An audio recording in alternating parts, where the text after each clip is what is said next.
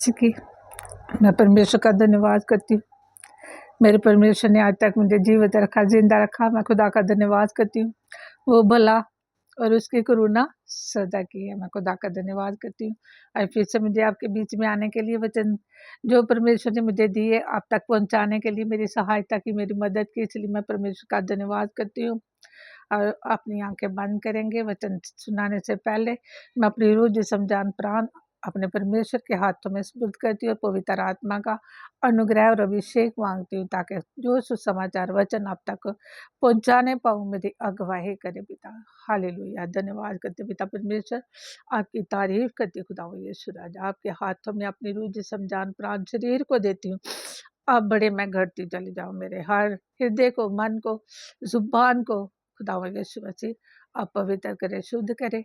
हर एक खुदा वचन जो मेरे मुंह से निकले पवित्र आत्मा जी, वो आपकी ओर से हो, ना बाल से ना शक्ति से, तेरी आत्मा के द्वारा। सुनने वालों के ऊपर वचन खुदा पिता, जो भी तेरे बेटे बेटियां वचनों को सुने, उन तक तेरी पवित्र आत्मा उनके हृदयों को छुए, उनके मनों को छुए और उनके जीवनों को आशीषित करे खुदा।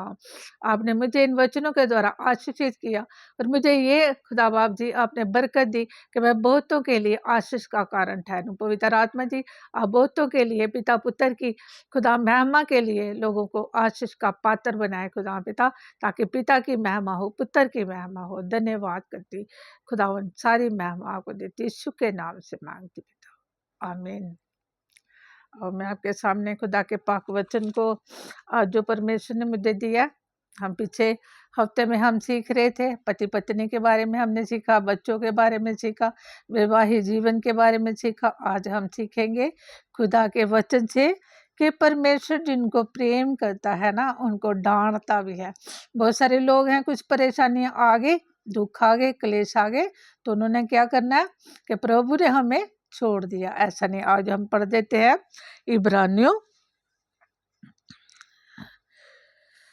इब्रानियों की हम किताब से बुक से पढ़ते हैं हम।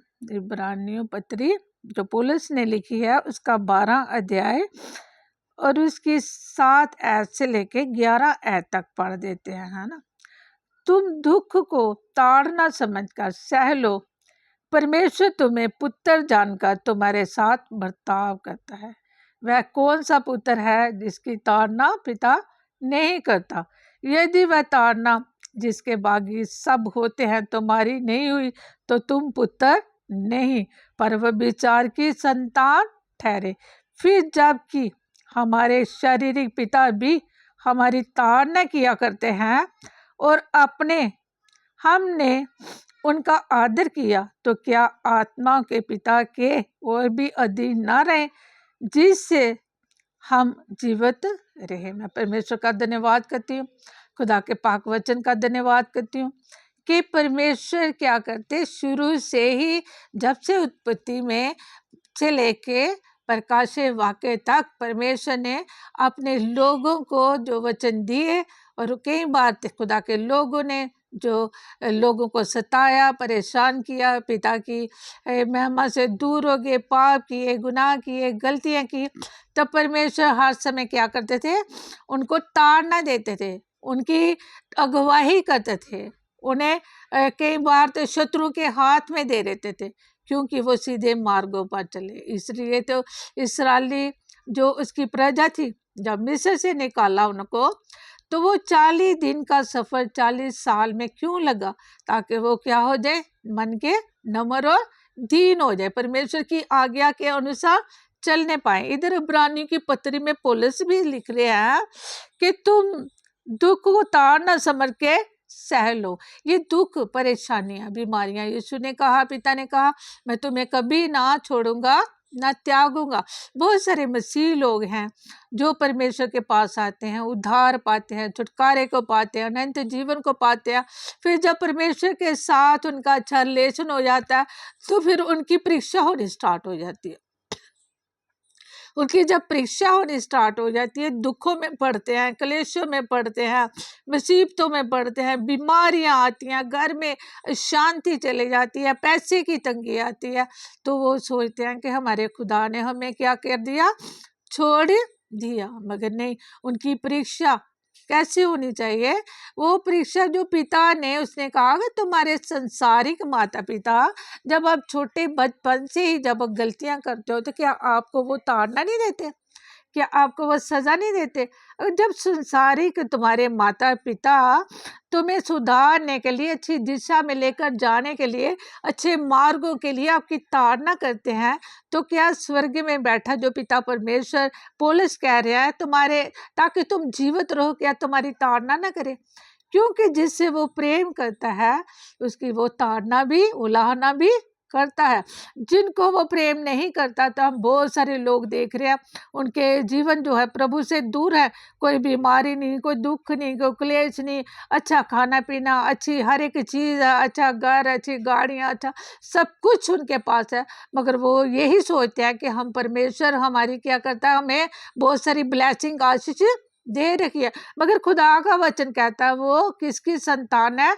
वो शैतान की संतान है। वो परमेश्वर उनकी ताड़ना नहीं कर रहा है। तो बहुत ही एक क्या है, एक बहुत ही उनके लिए एक दुख की बात है, क्योंकि वो उनका परमेश्वर ने उनको क्या कर दिया, पाप करने के लिए छोड़ दिया है, त्याग दिया उनको परमेश्वर ने। इसलिए खुदा ने जो विवेक, जो पवित्र आत्मा उनको दिया, उसकी जब वो नहीं सुनते तो परमेश्वर की फिर उनको आवाज सुनना बंद हो जाती है, फिर परमेश्वर भी उनकी ताड़ना करना बंद कर देता है। ये मसीह लोगों के लिए, आत्मिक लोगों के लिए ताड़ना जब होती है तो परमेश्वर उनके लिए अच्छा जीवन आगे लेकर वो, ताकि खुदा के लोग उस परेशानियों में, दुखों में, बीमारियों में परमेश्वर के साथ विश्वासी रहे। आगे लिखा है 8 में लिखा है, यदि वह ताड़ना जिसके बागी सब होते हैं तुम्हारी नहीं हुई तो तुम पुत्र नहीं पर व्यभिचार की संतान ठहरे। जिनकी ताड़ना नहीं होती, परमेश्वर का वचन यहाँ पे पौलुस लिख रहे हैं, संत पौलुस लिख रहे हैं कि वो पुत्र नहीं है। परमेश्वर ने उनको अपनी संतानें नहीं दिया, वो व्यभिचार की संतान है। उनके जीवनों से व्यभिचार, मन से सोचना, बुरा सोचना, बुरे ख्याल, बुरे काम करने, हर समय बुराई करनी, हर समय लोगों को, अपने रिश्तेदारों को, भाई बहनों को, खुदा के दासों को दुख देना, हर समय उनके मन के क्या रहती है, दूसरों के लिए कड़वाहट रहती है, हर समय वो बुराई के लिए सोचते हैं। वो व्यभिचार की संतान है, वो परमेश्वर के पुत्र नहीं है। आज खुदा का धन्यवाद करती है, आपकी जो मेरी ताड़ना हो रही है, बीमारी में है, दुख में है, क्लेश में, हो सकता है पैसे की तंगी आ जाएगी हमें, है ना, परेशानी आ गई, कोई बीमारी हमारे पास आ गई है, तो बहुत सारे लोग कहेंगे, ये तो बहुत सारे लोग प्रार्थना करने वाले, ये तो खुदा की बेटियां, खुदा के बेटे, खुदा के दास दुआ प्रार्थना करने वाले, ये बीमार क्यों हो गए, इनके घर में तंगी क्यों आ गई, इनके घर में गरीबी क्यों आ गई? मगर उन लोगों को ये नहीं पता, ये तंगियां, ये गरीबियां, ये मुसीबतें हमारे परमेश्वर के साथ हमेशा बने रहने के लिए, खुदा की महिमा, क्योंकि हम उसके पुत्र और पुत्रियां हैं। वचन में लिखा है कि वो उसके पुत्र नहीं है, वो व्यभिचार के संतान है ना। 9 में, फिर जबकि हमारे शारीरिक पिता भी हमारी ताड़ना किया करते थे और हमने उनका आदर किया, तो क्या आत्मा के पिता और भी अधीन ना रहे जिससे हम जीवित रहे। वचन में लिखा है कि जब हम शारीरिक अपने माता पिता का जो हमें ताड़ना देते हैं तो उनका हम फिर भी आदर करते हैं, फिर भी माँ बाप से हम कभी नाराज नहीं होते। वो दुख दे, परेशान करे, बीमारी, दुखों में, क्लेशों में, जब हम गलत करते हैं तो भी वो माता पिता हमारी ताड़ना करते हैं, हमें डांटते हैं हमें, तो क्या हम उनका आदर करते हैं? तो अपने पिता का ना करें हमें आदर, हमें अपने पिता का, संसारिक माता पिता से बढ़कर हमें उनका पिता का क्या करना है, आदर करना है, क्योंकि वचन में लिखा है अधीन ना रहे जिससे हम जीवित रहें। जीवित रहना मतलब यहाँ पे भी जीवन और हमेशा का जीवन। परमेश्वर ये ताड़ना जो है हमें परमेश्वर की जीवन की ओर लेके जाती है। 10 में, वह तो अपनी अपनी समझ के अनुसार थोड़े दिनों के लिए ताड़ना करते थे, पर वह तो हमारे लाभ के लिए करता है कि हम भी उसकी पवित्रताई के बागी हो जाए।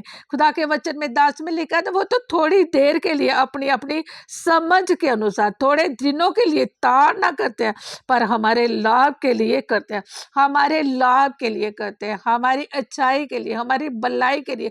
हमारे माता पिता क्या करते हैं, थोड़ी देर के लिए हमारी ताड़ना करते हैं, मगर हमारा पिता क्या करता है कि हम भी उसकी आगे लाभ के लिए करते हैं, कि हम भी उसकी पवित्रता के बागी हो जाए। वो थोड़े दिन के लिए करते हैं, पर वह हमारे लाभ के लिए करता है, कि हम भी उसकी पवित्रता के बागी।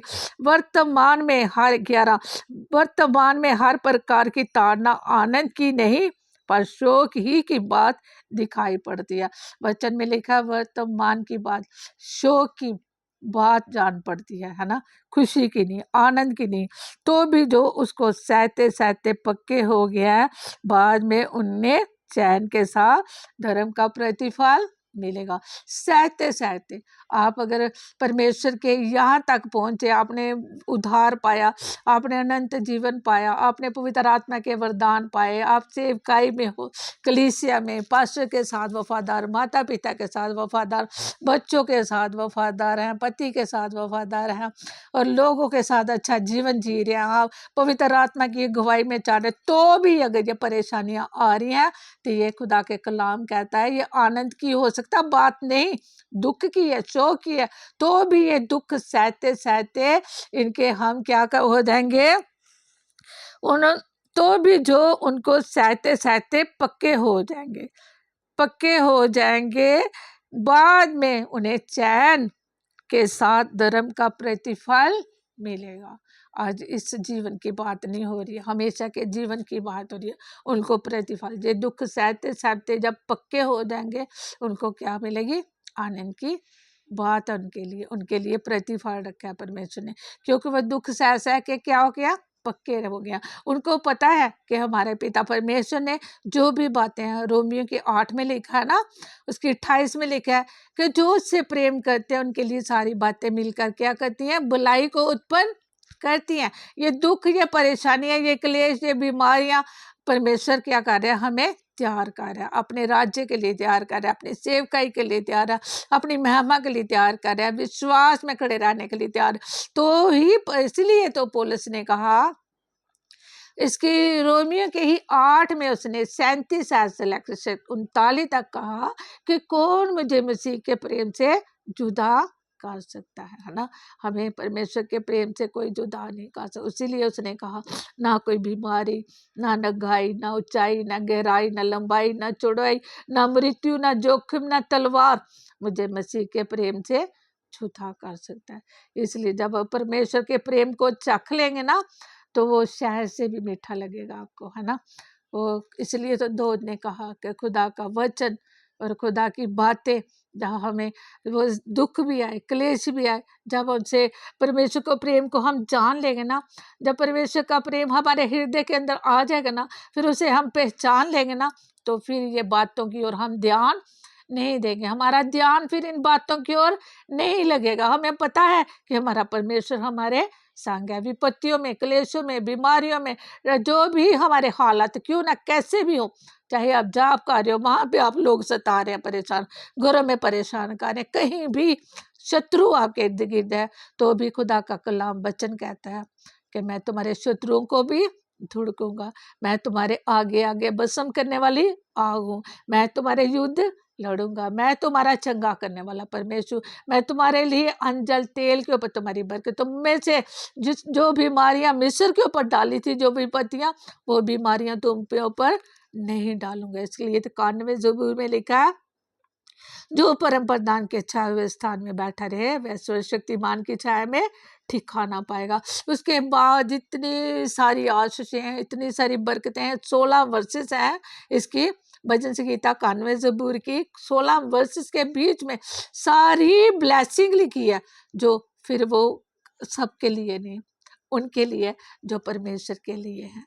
क्या करते हैं, दुख उठाते हैं, क्रूस अपना रोज प्रतिदिन, उसने कहा जो मेरे पीछे चलना चाहता है वो क्या करे, प्रतिदिन अपना क्रूस उठाए। वो क्रूस क्या है? हम किसी का नहीं उठा सकते, मगर अपना उठा सकते हैं। दुख, क्लेश, बीमारियां, परेशानियों में परमेश्वर के साथ अड़े और खड़े रहने के लिए परमेश्वर हमें पवित्र आत्मा भेजी, हमारी सहायता के लिए, हमारी मदद के लिए। नीति वचन में भी लिखा है, नीति वचन की 3 की 11 और 12 में भी लिखा है, पढ़ देती हूँ आपके लिए।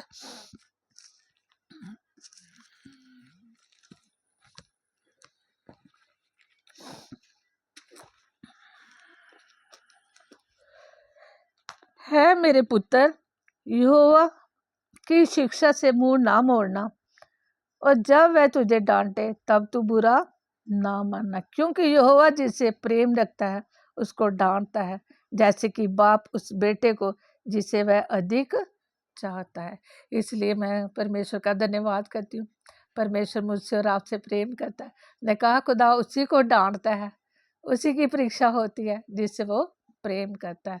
अगर किसी की परीक्षा नहीं हो रही तो परमेश्वर के, अभी इब्रानी में देखा ना, उसने कहा कि तुम व्यभिचार की संतान हो, तुम मेरे पुत्र नहीं हो। परमेश्वर ने उनको छोड़ दिया, खुदा ने उनको त्याग दिया, जब क्योंकि वो खुदा की आवाज़ को नहीं सुनते, वो पाप की ओर, जो परमेश्वर को बातें नहीं पसंद, जो खुदा की इच्छा के अनुसार उनका जीवन नहीं चल रहा है, जो उसकी बुलाहट में नहीं है। खुदा ने कहा चुने हुए तो, बुलाए हुए तो बहुत है, मगर चुने हुए थोड़े हैं। इसलिए बहुत सारे हैं जो वो बाहर रहेंगे। उस कहाँ से बाहर रहेंगे? परमेश्वर के राज्य से बाहर रहेंगे। जैसे कि हमने वचन को, जैसे इसकी मत्ती की इंजील में हम 25 में देखते हैं, जब उसमें लिखा है 10 कुँवारियों के, है ना, जो 5 थी जो बुद्धिमान थी और 5 थी मूर्ख, जिन्होंने पहले से ही तेल जमा करके रखा था अपने अंदर, तो वो तैयार थी। जो 5 थी ना, वो निर्बुद्धि मूर्ख, उन्होंने क्या किया? अपने समय की ओर ध्यान नहीं दिया।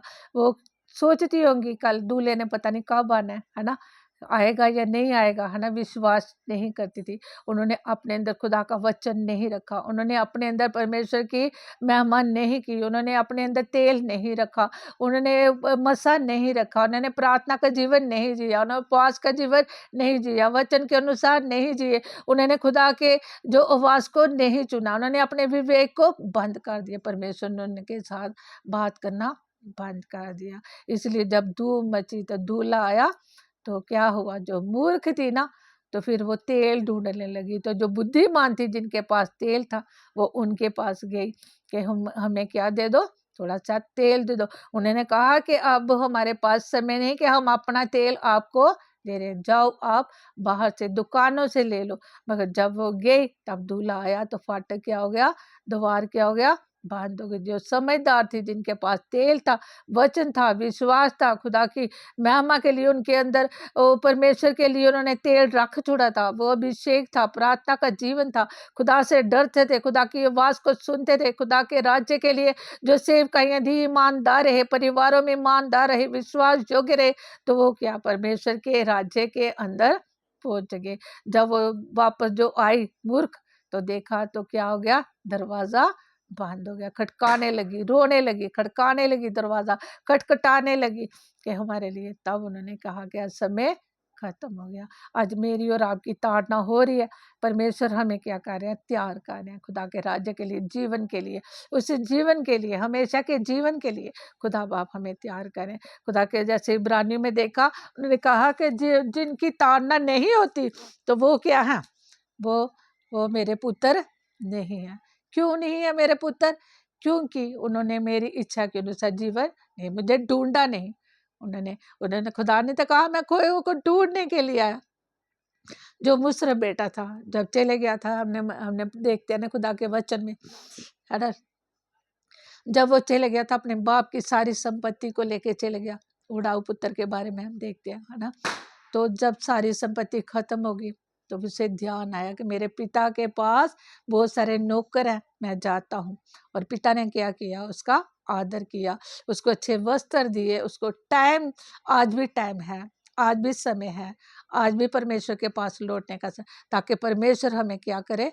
पुत्र जानकर हमारी ताड़ना करे और हम उसे खुशी खुशी उस ताड़ना को सह। उसने कहा बहुत सारे ऐसे सहते सहते पक्के हो गए, ताकि उस जीवन को पाए, वो प्रतिफल को पाए जो उनके लिए रखा है। इब्रानियों में देखा ना, अभी हमने, फिर से मैं पढ़ देती हूँ इब्रानियों की इस अवस्थ को पढ़ देती हूँ आपके लिए। परमेश्वर का धन्यवाद करती हूँ कि उसकी 12 की,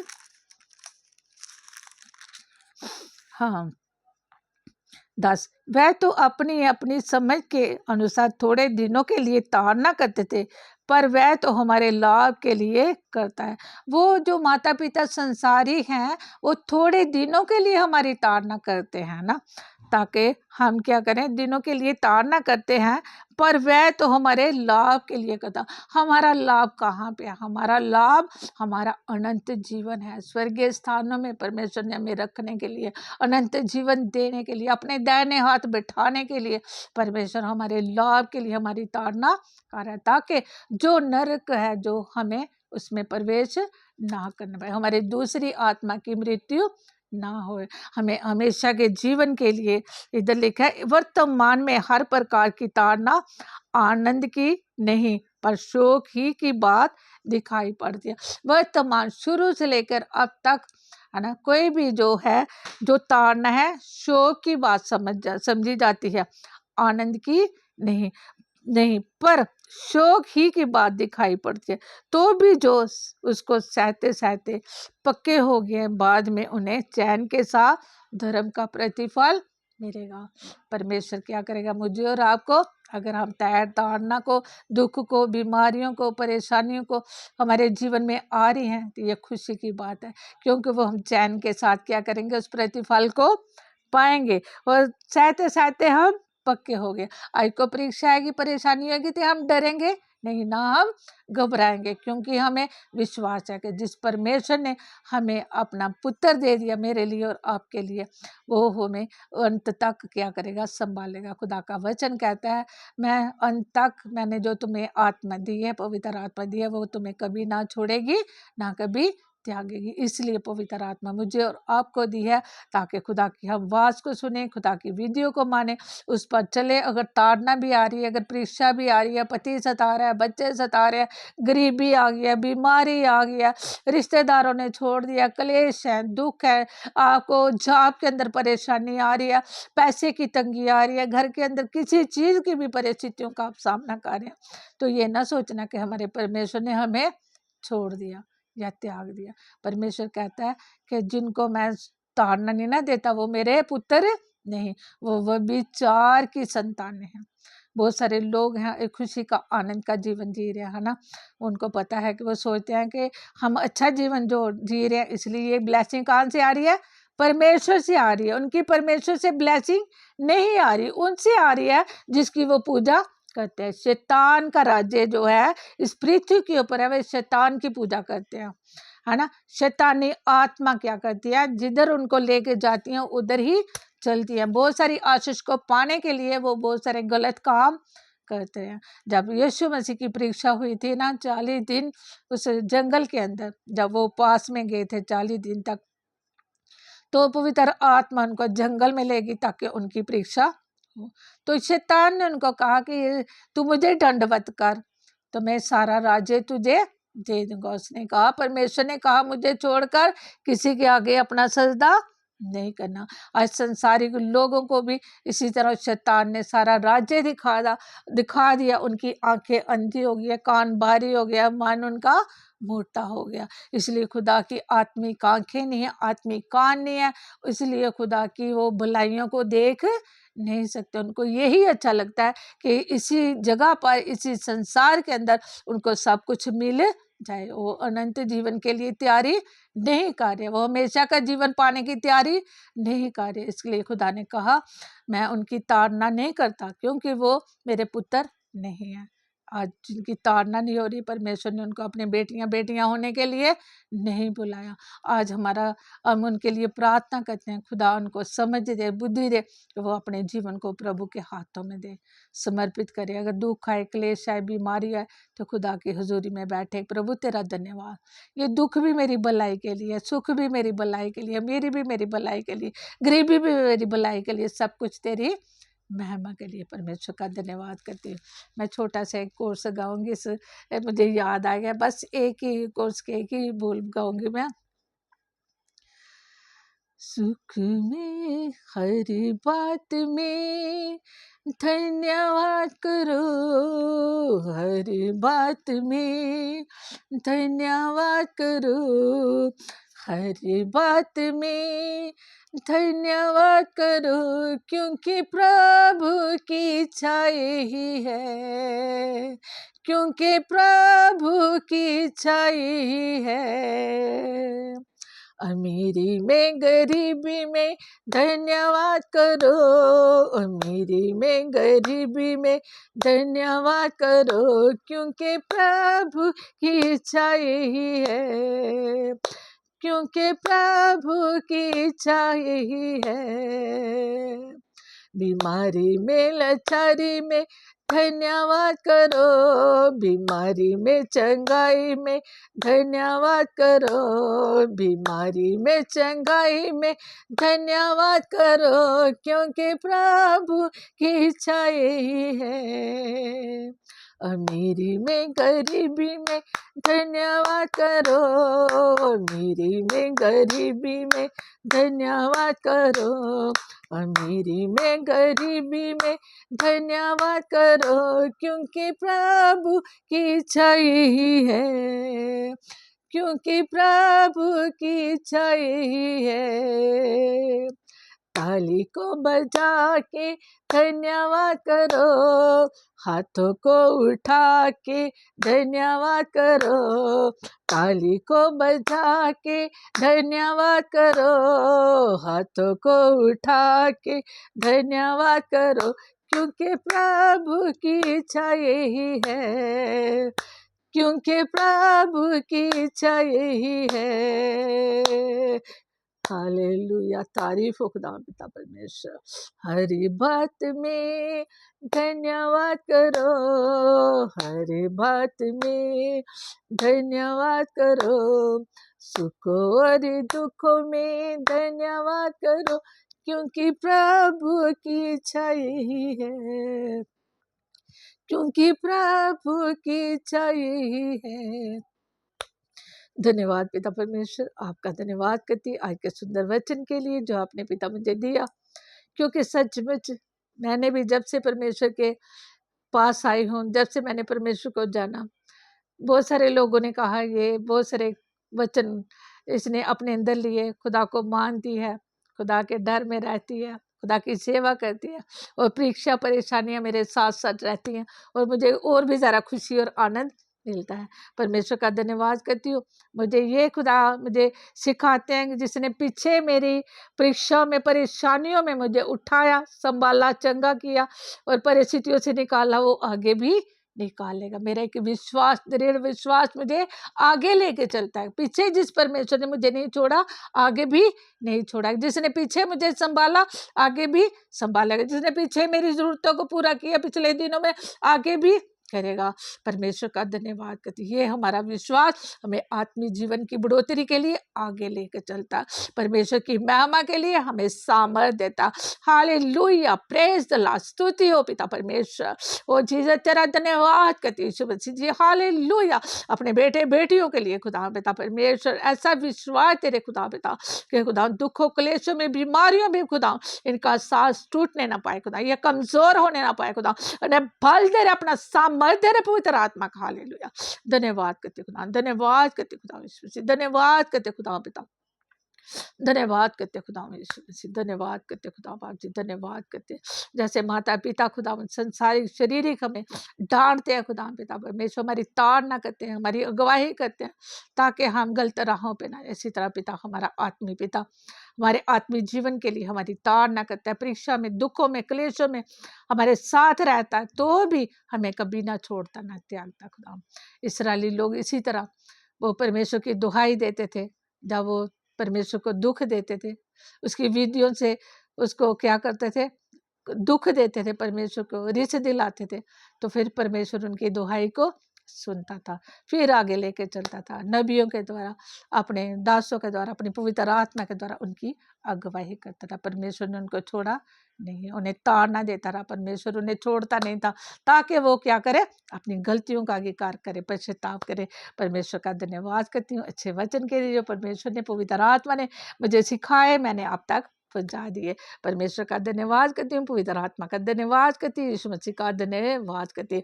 वो बड़े और मैं घटती चली जाऊँ। मेरा यहोवा भला और उसकी करुणा सदा की है। धन्यवाद करती सारी बातों के लिए, सारी भलाइयों के लिए मेरे परमेश्वर का धन्यवाद करती हूँ। सबको जय मसीह दी, जय मसीह, जय मसीह। God bless you. परमेश्वर आपको बहुत ज़्यादा से बढ़ाए, आशीषित करे। परमेश्वर के राज्य के लिए आप बढ़ते चले जाओ, आशीषित होते जाओ, अपने परिवार समेत खुदा की सेवकाई में चलते जाओ। सब कुछ परमेश्वर का धन्यवाद करती हूँ। हालेलुया।